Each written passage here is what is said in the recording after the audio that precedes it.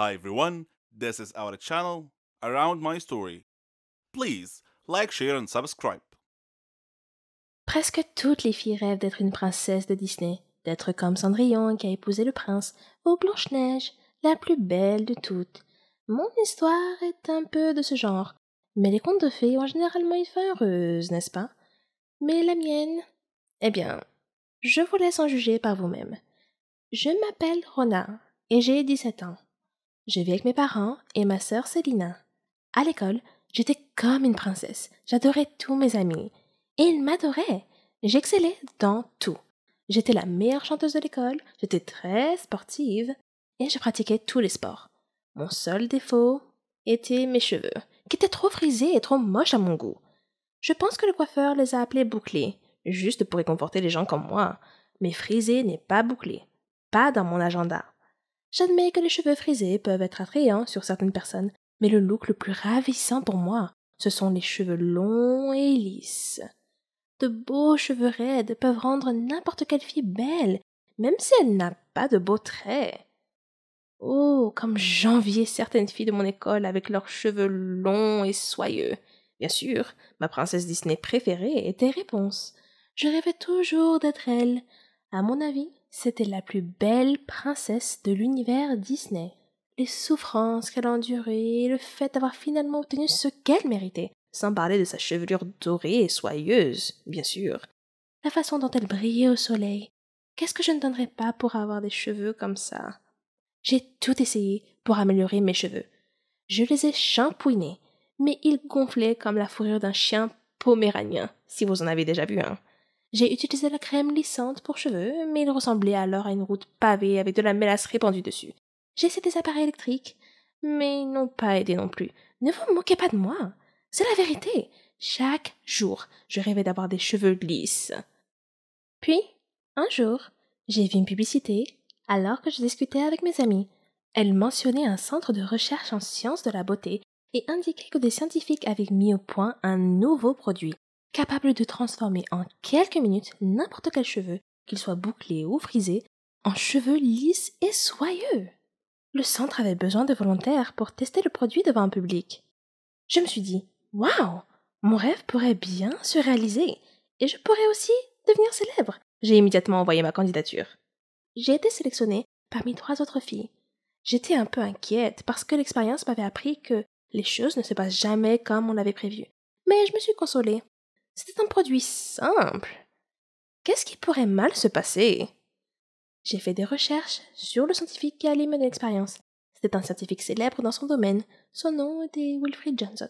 Je suis arrivée au studio, le test en direct serait effectué. Ils étaient prêts et m'attendaient. Monsieur Johnson ressemblait à un scientifique d'un dessin animé.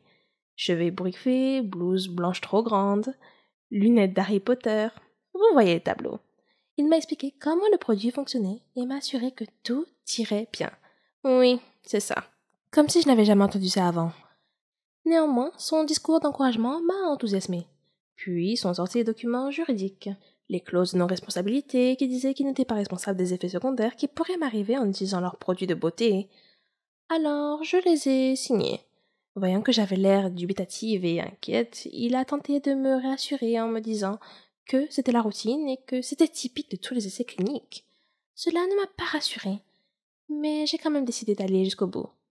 J'avais invité mes amis à venir assister à l'expérience. Elle était organisée comme une grande conférence. En plus de M. Johnson, il y avait des journalistes, des photographes et 2 autres médecins dans la salle. M. Johnson a commencé à expliquer le produit pour le bien du public. Je me tenais à l'écart de la scène en attendant d'être appelé. Enfin, ils étaient prêts pour nous et nous ont appelés sur la scène, où nous avons pris place dans leurs fauteuils de coiffure. Des scientifiques ont mélangé divers liquides multicolores dans des flacons de laboratoire sur une table voisine de la scène. Après quoi, M. Johnson a rempli un flacon pulvérisateur du mélange et s'est approché de moi. Il m'a chuchoté à l'oreille que mon nom entrerait dans l'histoire. Puis, il aspergea mes cheveux avec l'élixir magique que les scientifiques avaient concocté quelques minutes auparavant. J'ai attendu nerveusement. Puis, lentement, mon cuir chevelu a ressenti une sensation de picotement, comme si j'avais été piqué par une centaine de fourmis en même temps. Mais j'étais trop gênée pour le mentionner. Puis la douleur a disparu, et un miracle s'est produit. Mes cheveux sont devenus lisses, comme M. Johnson l'avait promis. Le public a applaudi avec enthousiasme. L'arôme puissant de la réussite financière imprégnait l'atmosphère de la pièce. J'ai touché mes cheveux et je n'arrivais pas à croire à quel point ils étaient merveilleux. J'ai continué à les caresser, si doux, si soyeux, si droits et lisses. Je me suis réjouie. M. Johnson s'est approché du micro, tenant le produit dans sa main, et s'apprêtait à parler, lorsque le public a sursauté. Il regardait dans ma direction. M. Johnson s'est retourné et m'a également regardé. Mes cheveux avaient soudainement commencé à pousser à une vitesse fantastique. Ils sont devenus de plus en plus longs, jusqu'à ce que je ressemble exactement à Réponse. J'ai crié sous le choc. M. Johnson s'est précipité et a appelé à l'aide. Mon visage a pâli et je me suis évanouie. Quand je suis revenue à moi, j'étais allongée sur la scène dans un lit de mes propres cheveux, rassemblés sous moi. J'ai touché mes cheveux et oui, ils étaient encore lisses et soyeux. Mais mon souhait semblait s'être littéralement réalisé. J'étais en effet une réponse des temps modernes. C'est pourquoi j'ai voulu partager mon histoire avec vous aujourd'hui. Faites attention à ce que vous souhaitez. Vous pourriez l'obtenir. Je ne suis pas beaucoup les infos. Les crises internationales, les crimes, les enlèvements, toutes ces choses me consternent. C'est comme si notre monde était une jungle dangereuse, et je n'aime pas ce sentiment, car je suis une fille paisible qui aime éviter les problèmes. J'étais loin de me douter que mon monde paisible allait être secoué par l'un de ces tristes événements. Je m'appelle Marsha et j'ai 18 ans. Je vis avec mes parents et ma petite sœur, Marilyn.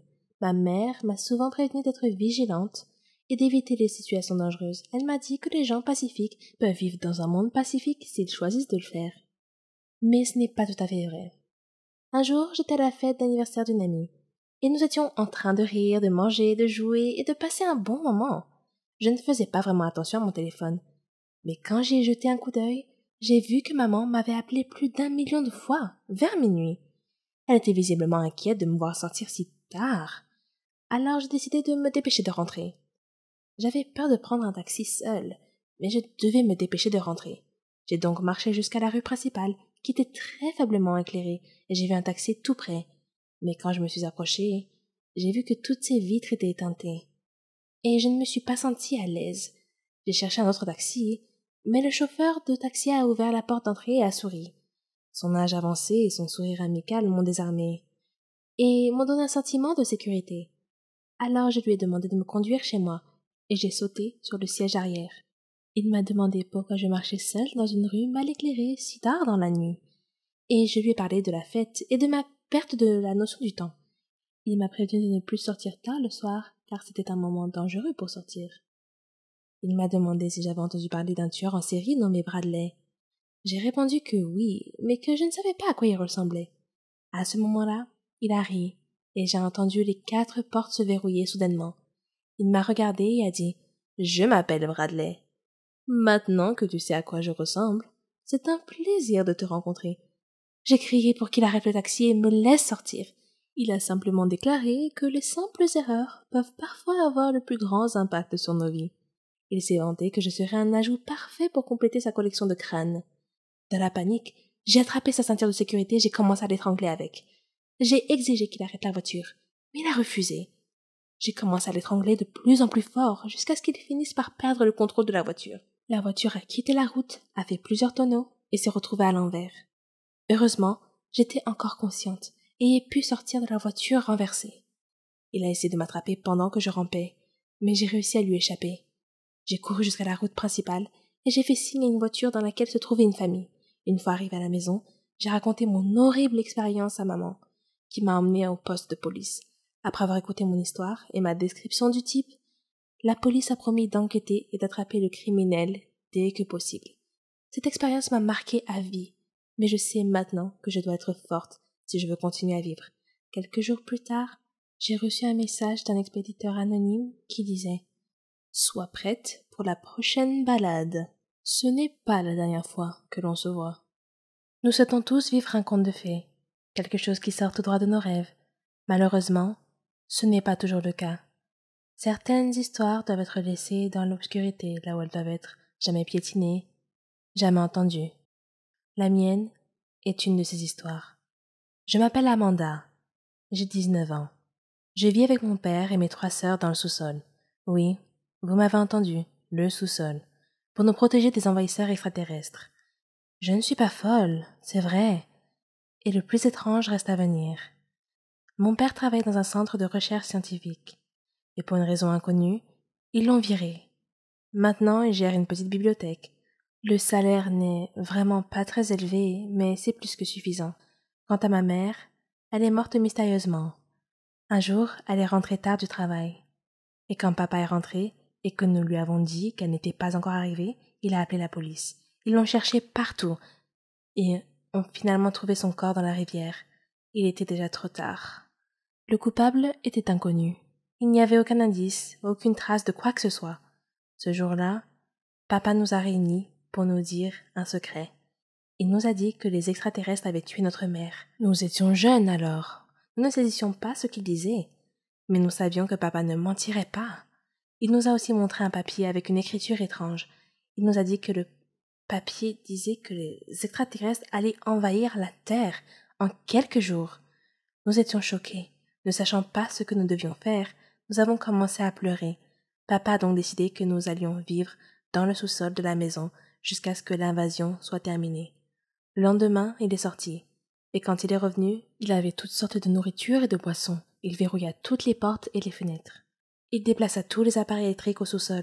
Nous n'étions même pas autorisés à regarder la télévision ou à avoir un quelconque contact avec le monde extérieur, et nous avons commencé à vivre au sous-sol.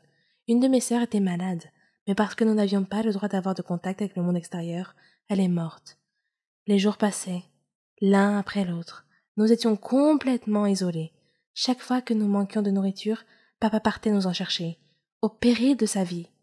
Bien sûr. Il nous enfermait toujours dans la cave pendant son absence. Un de ces jours, papa était parti pour nous chercher de la nourriture, mais quand il est revenu, il pleurait. Il disait que des extraterrestres avaient envahi la Terre, que la race humaine était en voie d'extinction, que nous étions parmi les rares qui restaient sur la planète. Après cela, le comportement de papa est devenu plus étrange. Il s'asseyait seul et marmonnait tout seul. La mort arrive. Tout est perdu. Et le temps passait indéfiniment. Des années semblaient s'être écoulées dans ce sous-sol. Un jour, papa est revenu de son voyage. Il avait un regard étrange et effrayant dans ses yeux, et il avait un pistolet à la main. Il nous a regardés et a dit « Je ne permettrai pas aux extraterrestres de vous tuer. Je vais vous épargner leur torture. Je vais mettre fin à cela moi-même. » Et il a pointé le pistolet dans notre direction. Mes sœurs et moi avons couru vers la porte, en la frappant de toutes nos forces, en appelant à l'aide. Il cria comme un fou et dit « Mort à tous !» Avec tous nos coups, la porte est ouverte. Nous avons couru. Toutes les portes et les fenêtres étaient barricadées avec des planches de bois, toutes sauf une. Nous avons couru dans la rue et nous avons été frappés. Des humains normaux se promenaient partout. Et quand ils nous virent, ils crièrent et dirent « Les fantômes du manoir de Denver !» Nous ne savions pas ce qui se passait. Mais papa sortit après nous et commença à tirer au hasard. Des gens le ligotèrent et appelèrent la police. Quand la police arriva, elle nous dit la vérité, que papa perdit la tête après avoir été licencié du travail, et quand maman le confronta, il la tua, et ce fut la fin.